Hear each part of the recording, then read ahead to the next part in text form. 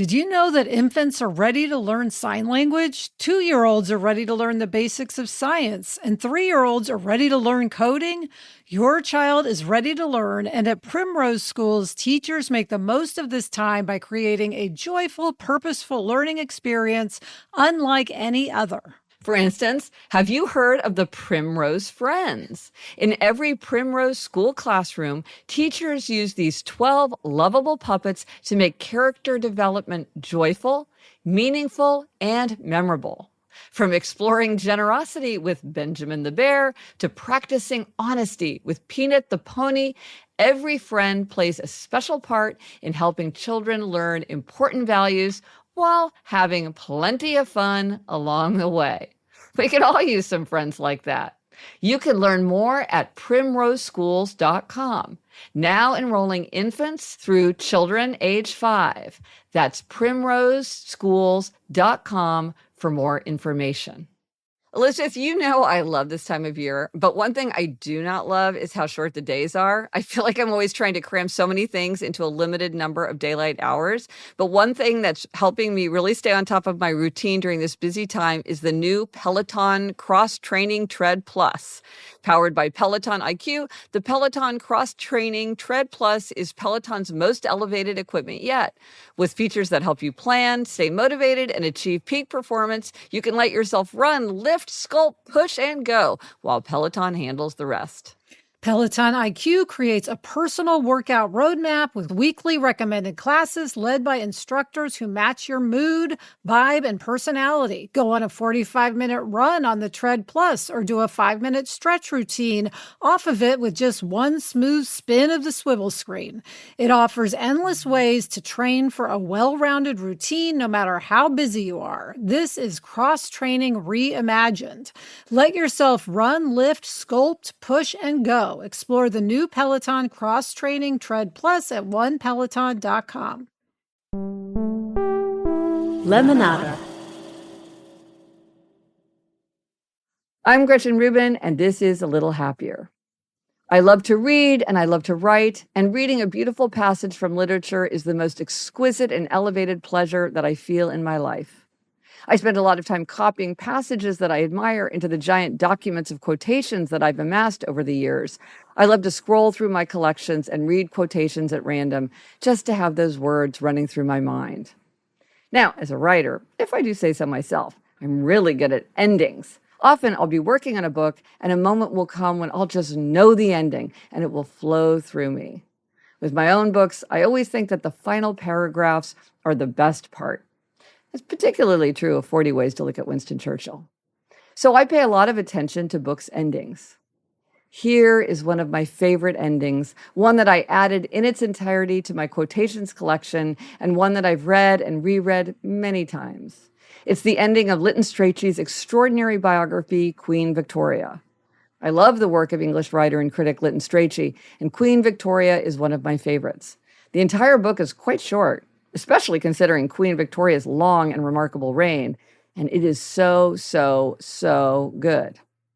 I cannot resist reading the ending about Queen Victoria's death because I love it so much.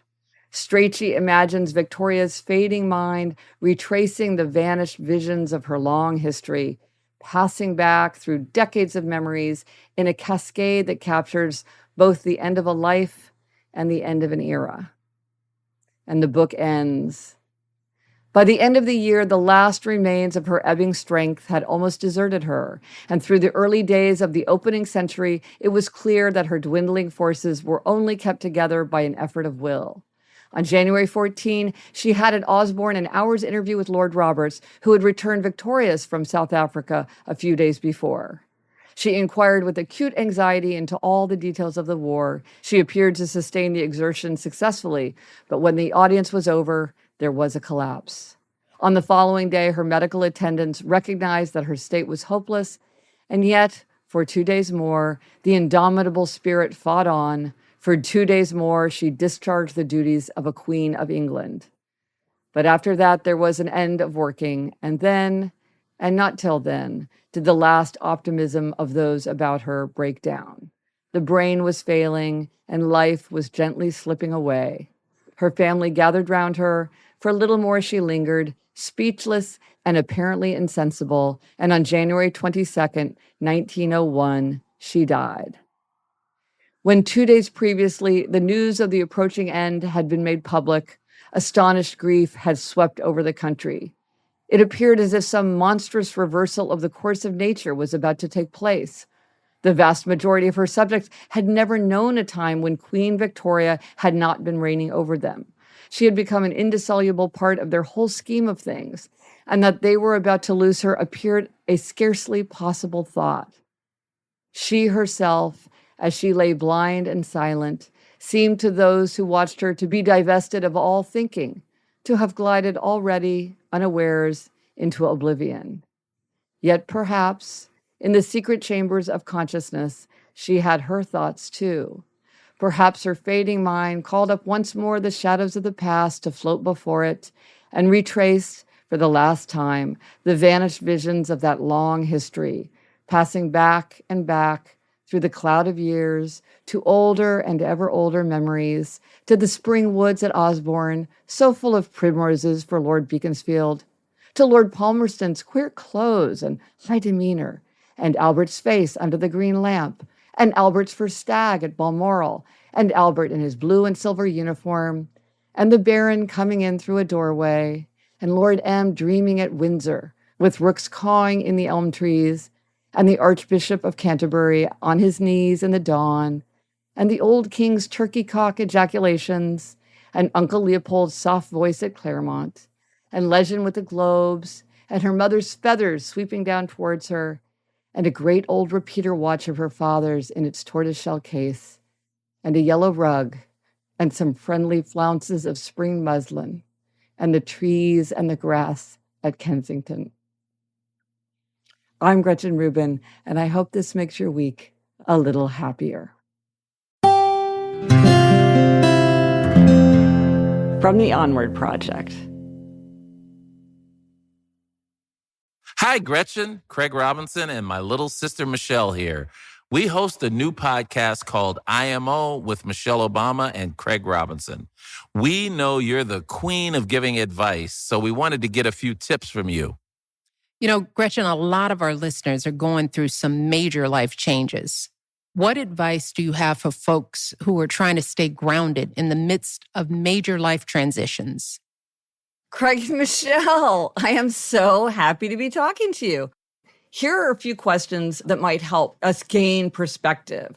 So consider questions like this. What activities take up my time but are not particularly useful or stimulating for me? Do I spend a lot of time on something that's important to someone else but is not very important to me? If I could magically change one habit in my life, what would I choose? And here's a question. Would I like to have more time in solitude, restorative solitude, or would I like to have more time with friends? You know, just thinking about questions like this can help us start to figure out how we might make our lives happier. With greater self-knowledge, we're better able to make hard decisions that reflect ourselves, our own nature, our own interests, our own values. In my own case, I have found that the more my life reflects my nature, the happier I get, and the more grounded I feel when I'm going through a period of major change or transition. For more great advice, search for IMO with Michelle Obama and Craig Robinson wherever you get podcasts. You can listen to Issa Rae on letting go of certain friendships, Kiki Palmer on why disappointment is actually the key to career success, Seth and Lauren Rogan on caring for aging parents, and so many more.